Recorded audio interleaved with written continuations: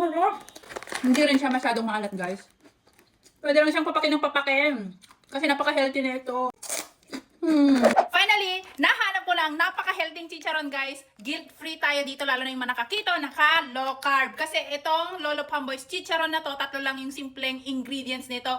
Pork back fat, ayan, pork lard, yung mantika rin ng baboy yung pinamprito, and a touch of salt. Ayan, perfect na perfect to para sa mga naka-low carb at mga naka-keto diet, guys. Hindi na tayo guilt-free. Sarap! Oh. I love it. Ang sarap. Tapos alam mo, guilt-free.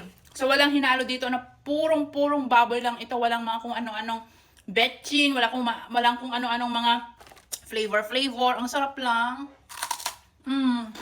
Ang con lang nito, disadvantage lang nito, ang pangit lang dito, mahal. Pero mas mahal ang bill sa ospital pag nagkasakit ka, kakakain mo ng murang chicharon.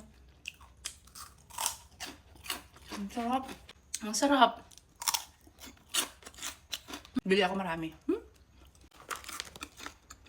Yung may ibang chicharon, lasang-lasa mo din yung MSG dun eh. Ito wala talaga. Asin lang siya. Lolo Pamboy's chicharon, keto friendly. Uy!